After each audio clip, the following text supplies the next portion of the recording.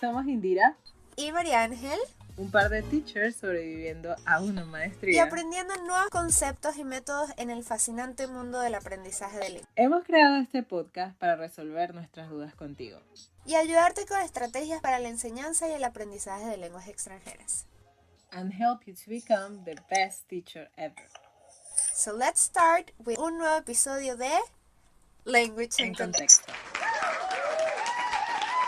María Ángel, el tema de hoy ha sido uno de los más solicitados que nos han dejado en la sección de comentarios y bueno, ya no había manera de evitarlo, ya es hora de enfrentarlo y es la sociolingüística. Vamos a partir del concepto de José Manuel Vez, que habla del estudio del lenguaje dentro de su contexto social. En esto se encuentra la sociedad y cultura en la que se desarrolla el individuo. Creo que esto lo podemos entrelazar con las discusiones que hemos tenido en episodios anteriores acerca de la lengua como un ente social, que ella existe básicamente gracias a la comunidad lingüística que la desarrolla. Sin ella desaparece, como muchas lenguas en el pasado. Para hablar de este tema nos encontramos con dos artículos de investigación en el que hablamos un poco de estos conceptos. Tenemos por un lado el de Francisco Julián Corros Mazón sobre aspectos pragmáticos, sociolingüísticos e interferencias culturales en la enseñanza de él en Estados Unidos, y el de Manuela Caballero Murillo con Isabel Cuadrado Gordillo, la sociolingüística y la enseñanza de las lenguas y la cultura de origen. Como siempre, en este episodio buscamos darles herramientas que les puedan ayudar en base a estos temas que ustedes mismos nos plantean. Y para queremos ver cómo podemos reflejar la sociolingüística en el aula, ¿no? Partiendo de que ya no nos sentimos tan identificados con las viejas formas de enseñar, en donde la estructura era lo más importante, ¿no? Acá vamos a ver un poco más adelante cómo el contexto cultural es importante y debe incluirse en las aulas de clase. Exactamente, cómo lo reflejamos dentro de la enseñanza-aprendizaje de lenguas extranjeras. Ahora, no podemos empezar a hablar sobre sociolingüística y la EALE sin mencionar qué es el bilingüismo, ¿ok? Es la habilidad que tiene una persona de hablar dos idiomas de manera fluida y sin interrupciones, ¿ok? Ahora, esto lo podemos conectar con el saber metalingüístico, que es algo, la conciencia metalingüística es algo que sucede más que todo en hijos de emigrantes en otros países, ¿ok?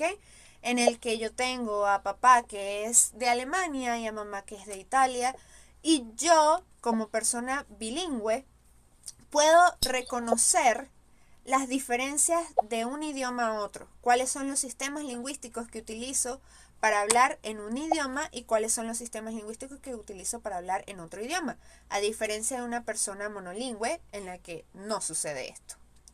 Un interesante contraste de esto presenta Corros en su artículo cuando habla de las competencias pragmáticas, ¿no? Parte de esta dupla junto con la sociolingüística que necesitan interconectarse a fin de lograr un bilingüismo real. Porque, de nuevo, como tú lo comentas, el bilingüismo no solo requiere de habilidades lingüísticas, sino también requiere del conocimiento del bagaje cultural que tiene cada uno de los aprendices y usuarios de la lengua.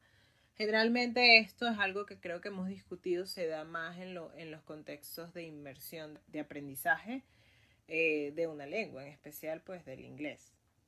Ahora, también nos presentamos con un fenómeno llamado lenguas minoritarias. Las lenguas minoritarias son todas estas lenguas marginadas que nos encontramos, que se desprende de la planificación lingüística en el que se eligen los idiomas oficiales y se dejan de lado todas estas otras lenguas que son habladas por ciertas comunidades, como los emigrantes, como los grupos étnicos de ciertas comunidades indígenas, en la que se deja de lado su lengua originaria.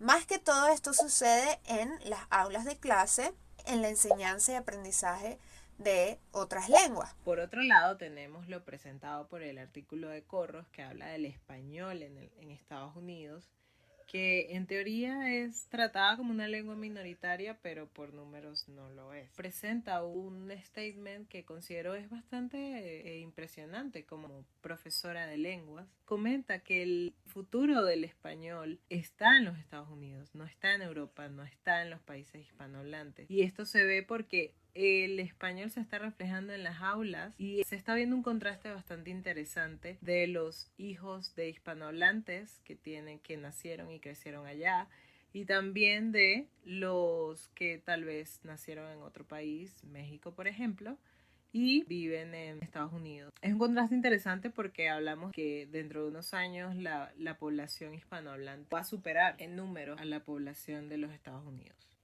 Murillo y Gordillo también hablan de este fenómeno que sucede de las lenguas originarias que no son realmente minoritarias, sino más bien como marginizadas, porque son lenguas de otros países, ellos son emigrantes y existe este choque, ¿verdad? También hablamos del concepto de identidad. Muchas veces algo que nos dice Murillo y Gordillo es que los estudiantes, su lengua origen es una lengua minoritaria, se sienten dejados de lado o rechazados al no poder utilizar su lengua dentro de sus aulas de clase.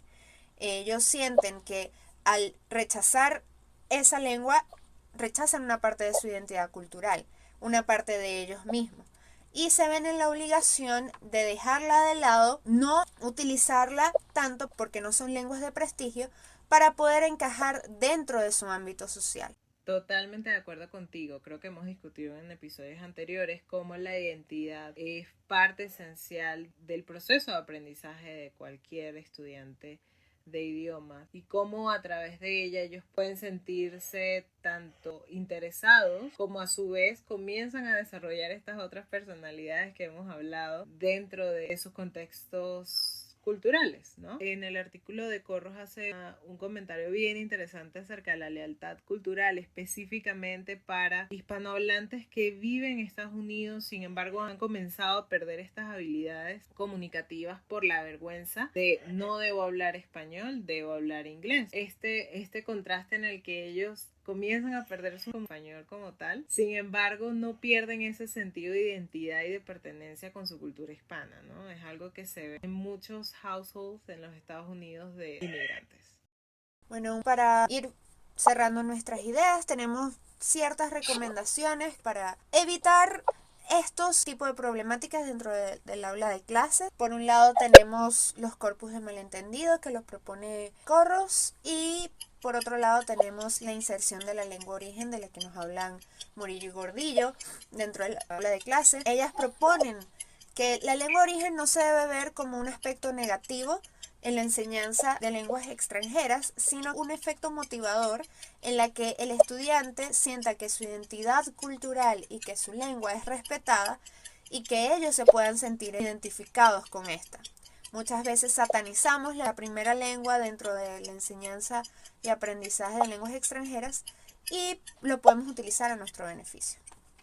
También, como siempre, y en esta parte del podcast, siempre partimos de nuestra experiencia y de lo importante que es incluir estos diferentes aspectos, otras habilidades para tratar de mantener el interés en el aula de clase. En el caso de la sociolingüística, creo que es súper importante que se incluya este aspecto de sociolingüística. Las variaciones lingüísticas son esenciales porque además de permitirle al estudiante conectar su aprendizaje a nivel lingüístico y a nivel cultural, permite al estudiante ubicarse en un espacio en donde sienta que la lengua le va a ser útil, que a fin de cuentas es para eso que estamos acá. Fue un placer estar una vez más con todos ustedes en este podcast. Si tienen alguna duda o pregunta, nos las pueden dejar abajito y con mucho gusto se lo contestaremos. Como siempre, esperemos haber resuelto sus dudas y haber generado un par de dudas más. De haber sido así, entonces esto fue misión cumplida. Muchas gracias por acompañarnos en este episodio y los esperamos en el próximo episodio de Language in Contexto. Chao. Bye.